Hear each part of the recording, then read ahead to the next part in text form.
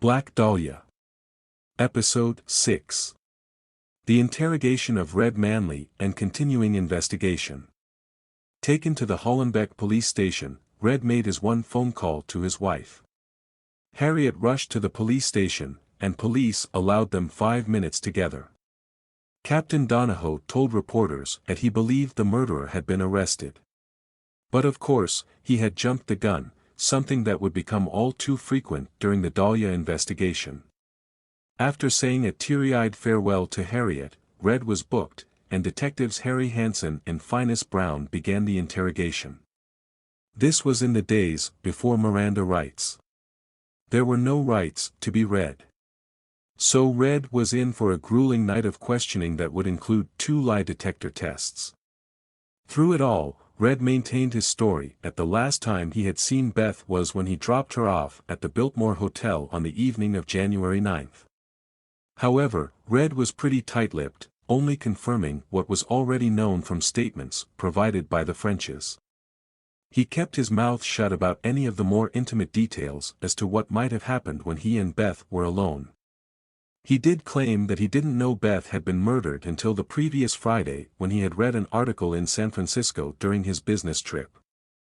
When I saw the newspaper in San Francisco on Friday with Beth's picture on the front page, I read the story, and I got sick to my stomach. I called my wife that night, but I didn't mention it to her, of course, because she didn't even know I knew the girl. Later, he admitted. Saturday afternoon, when I was out on calls with Palmer, my wife called me. I returned the call Saturday night, and when I finally got through to her, she told me the cops had been at our house that afternoon.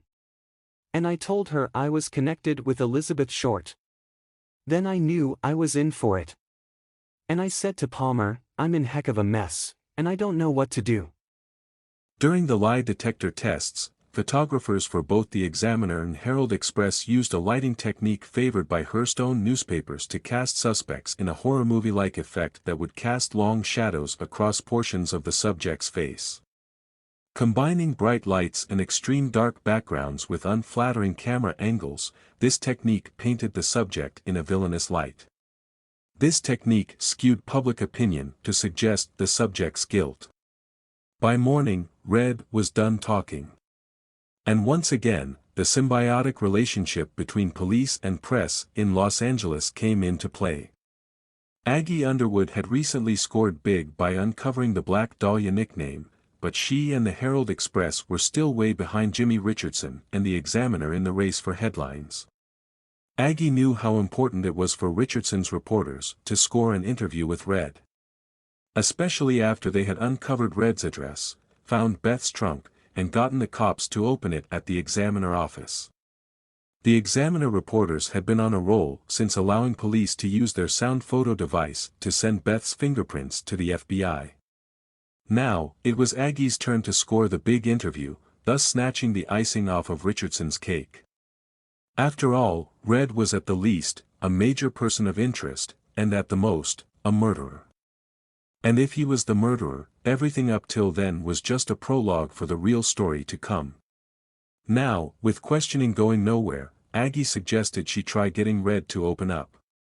Even one of the toughest, most violent cops on the scene, Detective Harry S. Fremont, who was well known to severely beat suspects, and legend has it, ordered the man who murdered his partner to run for it before emptying his revolver into his back, suggested they give Aggie a shot. With little to lose, Harry Hansen agreed. Aggie approached Red as if he had just had a long night of drinking, and said in a motherly tone as she offered him a smoke and a light. You look like you've been on a drunk. This is worse than any drunk I've ever been on. Look, fella, you're in one hell of a spot. You're in a jam, and it's no secret. If you're as innocent as you say you are, tell the whole story. And if you haven't anything to hide, people can't help knowing you're telling the truth. That way, you'll get it over with all at once, and it won't be kicking around to cause you more trouble. And so, Red spilled his guts, stating. It was a week to 10 days before Christmas and Red first saw Beth standing on the street corner across from the Western Airlines office. He said he and his wife needed what he called an adjustment period after the birth of their son. He explained. We had lots to iron out. It was nothing important, but lots of little things. I decided to pick up Miss Short to make a real test for myself and see if I loved my wife or not. He drove her back to the French residence, and asked her out to dinner. She agreed, but was concerned with how it would look to the Frenches. She decided to tell them that Red worked at Western Airlines and was helping getting her a job there. After checking himself into the Mecca Motel, Red picked up Beth, and took her on a 3-hour drive to the Hacienda Club, which was only 15 minutes from the French residence. Red described. No, we started to drive to the club, and it took us 2.5 to 3 hours to find it. Boy, it sure is easy to get lost in San Diego. However, the bit about checking himself alone into a motel was a lie told by Red. He claimed to have already checked into the Mecca Motel. But the register entry found by reporters that led to finding Red's address was dated December 16, the day of their first date, and Beth had checked in with him under her own name. Was she planning on leaving the French home that night? Was she planning on spending the night there? The Frenches never said anything about Beth taking any luggage with her. She would have been leaving without her clothes and luggage. It's already been established that Beth was not promiscuous. Whatever Red wanted to, or planned to happen at the motel is unknown. And whatever actually happened is unknown. After their date at the Hacienda Club, which Red described as. When we got to the Hacienda Club, we had a few drinks and danced a few times. Then it was 12 o'clock. We went to a drive-in, had a sandwich, and I took her home. When Aggie pressed him on if Red took Beth to his motel room, he responded. No, I didn't ask her to stop at my room. We did sit in the car and talk for a short time. And I kissed her a couple of times, but she was kind of cold, I would say. Red did tell Beth that he was married. And she told him her typical story about being married to Matt Gordon. Who Red recalled. Major Matt somebody. Who had been killed in the war. Returning Beth to the Frenches, he told her he might have more business trips to the San Diego area, and asked her if he could wire her, so that they could get together. She agreed, but told him she did not like San Diego and may not still be there. Red claimed to have spent the night with a guilty conscience, but, of course, that did not stop him from seeing her again. After completing his business meetings, Red returned to the Frenches to tell Beth goodbye. They told him Beth was at work. But the Frenches always maintained that Beth never had a job during her stay with them. Was Beth still asleep? She often slept till past noon at the French home. Could she have been out with another guy? Why would the Frenches have lied for her? The Frenches also later said that Beth had been out with Red every night from the 16th to the 21st. Was it really Red she had been out with, or had she just told the Frenches it was him? Did they actually see and confirm that Red was the suitor every day? Or had Beth been waiting by the door, and left before the suitor came to knock? It would seem unlikely that Red would have spent that much time in San Diego. There should have been work records stating so if he had. Also, Harriet would have known he was gone for so long. A lying Red would be understandable. The Frenches would have no reason to lie. And Beth lied frequently. During the interrogation, Red did seem concerned about the trouble his marriage was in, and as we will see later, he would tell a differing version of some events to the police from what he told Aggie. But Red needed Harriet more than she needed him. He had always had problems, had received a Section 8 due to his mental problems from what would have been considered light duty during wartime. Maybe he thought an attempt at infidelity would make him feel more of a man. Whatever he thought or hoped to achieve was of his own design. But in the end, he was just a fool. But he was a fool who was hooked. Red sent a telegram as he had promised. And it came at the right time. On the night of January 6th, the Frenches said 3 people, 2 men, and a woman, knocked on their door. Beth acted terrified, and refused to go to the door. This event seemed to be the catalyst that showed Beth she needed to get the hell out of San Diego. The telegram she received from Red on the 7th reached her at just the right time. Too bad for Beth that he was not the right man. Milquetoast Manley could play at screwing over his beautiful wife and new family, but he couldn't see through his own selfish desires at the beautiful girl he was willing to piss it all away for was truly in danger. On January 8, 1947, Red met Beth at the French residence. Red's next statement confirmed that Beth had most likely dated other men when the Frenches thought she was with Red. I drove to the place at Pacific Beach, and she was there to greet me at the door. It's highly possible the Frenches never saw who was picking Beth up for any of her dates after the first date with Red on the 16th. Beth had most likely told them she was going out with Red. The first thing Beth asked him was if he could drive her to a telephone. Halfway to a phone, Beth changed her mind, so Red turned around and took her back to the French home. There, she asked. She asked me if I was going to drive her to Los Angeles. If this quote is accurate, Beth did not ask him if he could or if he would, she asked him if he was going to. Beth was in the driver's seat. It seems that she had Red wrapped around her finger. The way she asked also suggests desperation. Beth needed to get out of town. If Red wasn't willing to drive her, she would need to quickly find someone else. Beth couldn't get out of the Frenches fast enough. She packed her bags and left on the afternoon of January 8, even though Red told her his business wouldn't be completed until the following morning, and he wouldn't be able to head back to LA until the afternoon of January 9. Why did she leave the Frenches a day early? The Frenches, especially Elvira, had been getting fed up with their houseguest, but I doubt they had just demanded she leave immediately, especially when it would have been confirmed that she would be leaving on the 9th. What difference would one more night make? Probably none to the Frenches. More likely, Beth was afraid the three visitors would return. Whoever they were, Beth did not want to see them. It seems that Beth had been hiding out, but she hadn't done a good job of laying low. She made too many calls, wrote too many letters, and dated too many men. Her mother had her address at the Frenches, and so did Fickling, who had just sent her $100 there. Who else knew where she was? They checked into a motel about 15 minutes from the French home. Was it the Mecca again? If so, this time they must have checked in under assumed names. Remember, back in December, they checked in under their own names. Red said they got something to eat and headed to the Hacienda Club. He said. And again it took us a couple hours to find it.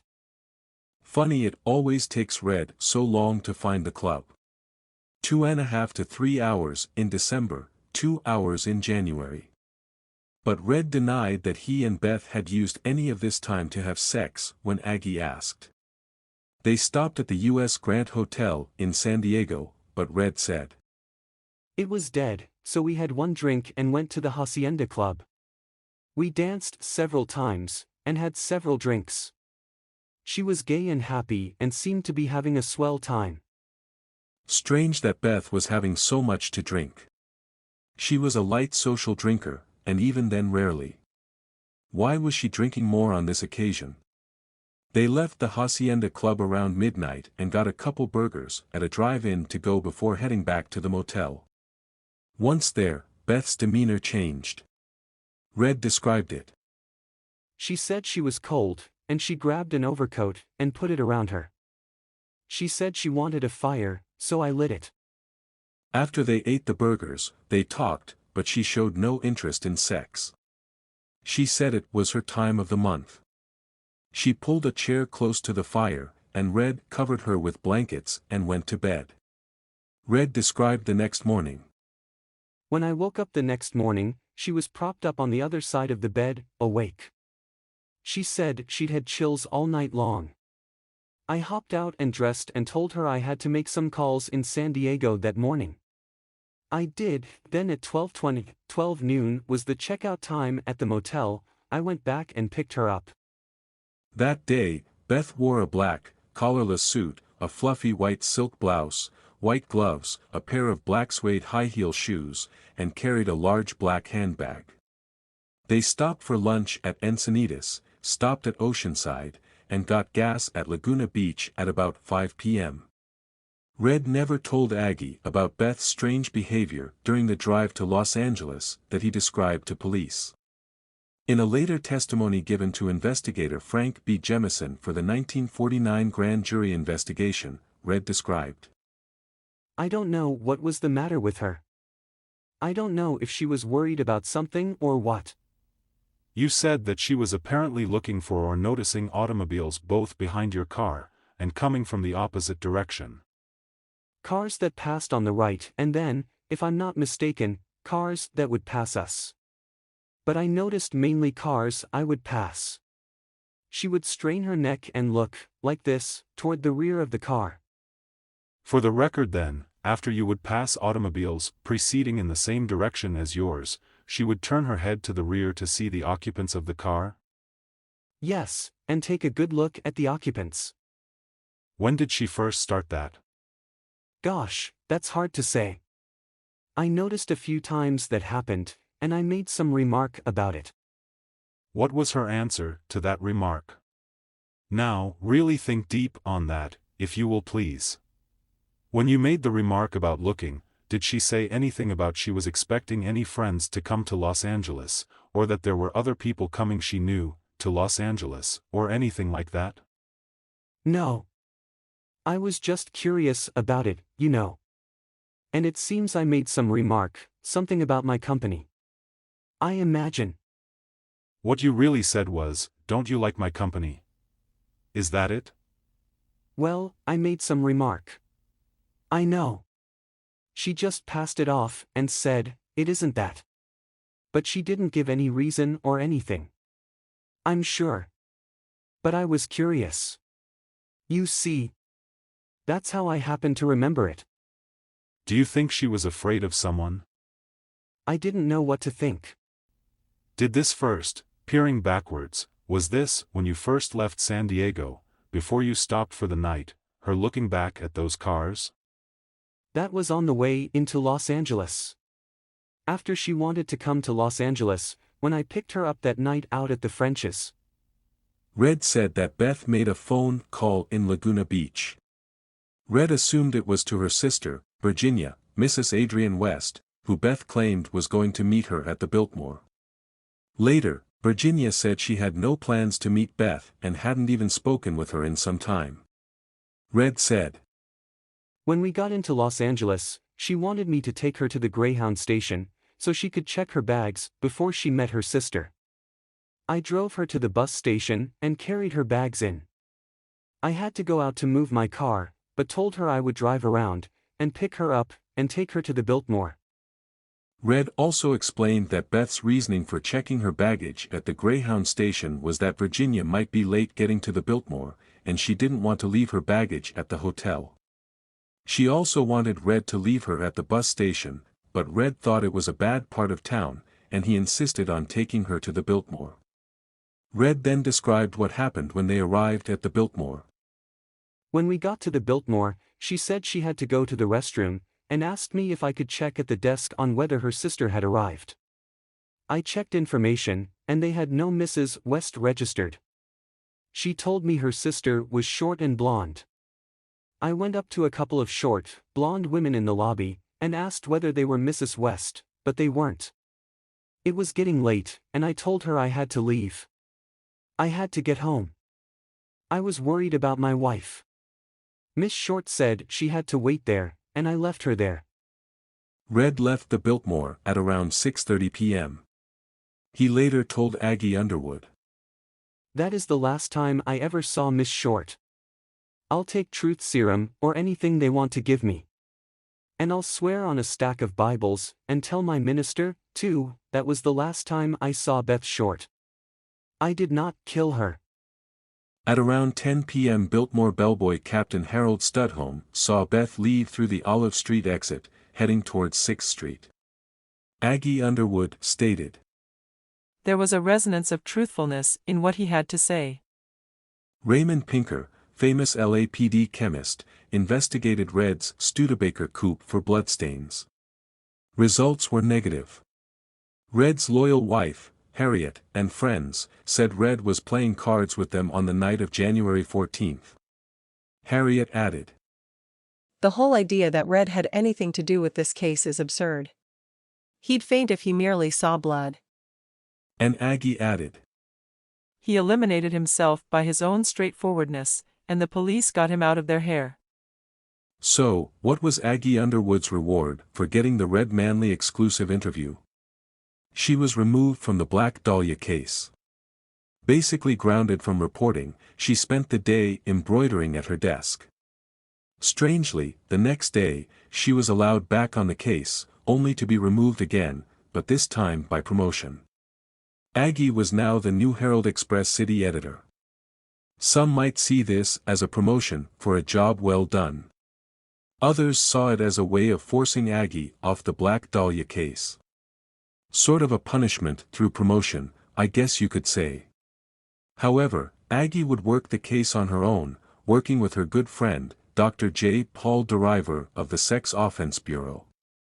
We will look more into Deriver and Aggie's collaboration in a future episode. The Red Manley interrogation led to another lead, more baggage. Red told investigators about Beth dropping off luggage at the Greyhound station. This time, Captain Donahoe would get some payback on Jimmy Richardson by maintaining strict control of the luggage retrieved from the Greyhound station. Richardson begged Donahoe to allow photos of the luggage contents, but Donahoe refused, saying the bags contained dynamite and would be secured as evidence. What dynamite evidence was found in the luggage was never disclosed to the public. Another suspect of note during this time was Beth's father, Cleo Short. Incidentally, Cleo Short would still be on the suspect list during the 1949 grand jury investigation. Cleo refused to cooperate with the investigation, even refusing to identify Beth's body. He'd save that chore for Phoebe and Virginia, who would do so on the morning of January 22nd. It's really no surprise that a man who had shirked his fatherly and husbandly responsibilities could not suck it up and do the right thing. But he did not even care that Beth had been murdered. Let's look briefly at a few areas during Beth's stay with the Frenches that have not been touched on, but need consideration. It seems that during Beth's time at the French house that she was getting sick again. Upon Beth's arrival, Elvira noted that Beth appeared pale and didn't look well. Was Beth's asthma and bronchitis getting worse again? When Corey French retrieved Beth's luggage from the San Diego Greyhound station, he said they were so heavy that he thought they were filled with rocks. In reality, they were filled with fancy, expensive clothes. Where was Beth getting her expensive clothing? Beth had done some modeling jobs, especially hat modeling. Could the clothing have been part of her payment, or perhaps the clothing was in lieu of monetary payment? Elvira commented on Beth's clothes, and also noted the lingering smell of Beth's distinctive perfume, which permeated the house.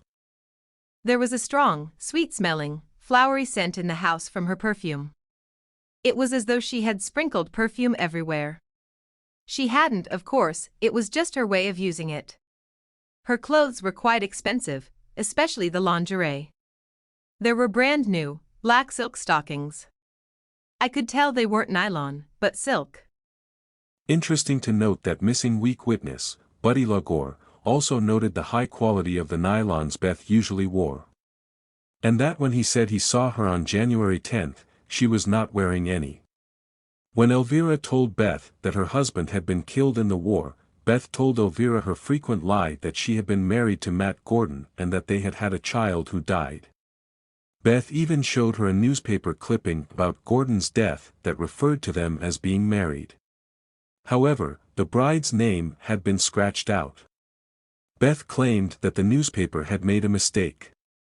Elvira noted that Beth wore black often, and believed she did so because she was mourning her lost husband and baby. I wonder if this could be another reason why she earned the nickname, Black Dahlia. The drugstore employees and patrons who gave her the nickname said it was because of the black clothing she often wore. she frequently told her widow and grieving mother lie. Wearing black, and making people believe she was in a state of mourning, harkens back to the Victorian-era fashion of mourning. This morbid air she spun around herself, I believe, would be the perfect basis for the name. And because she did not wear black as frequently as myth portrays, she may have used black clothing as part of her mourning act to gain sympathy and cool down amorous suitors. Another thing to remember is that Red had not been as completely truthful to Aggie as she had believed. Red claimed that he and Beth had not had sex.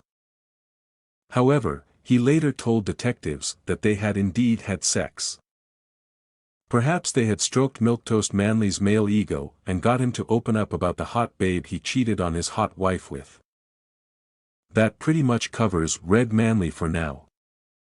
Next week we'll look into the coroner's inquest and debate the contentious issue of whether Beth had been force-fed feces.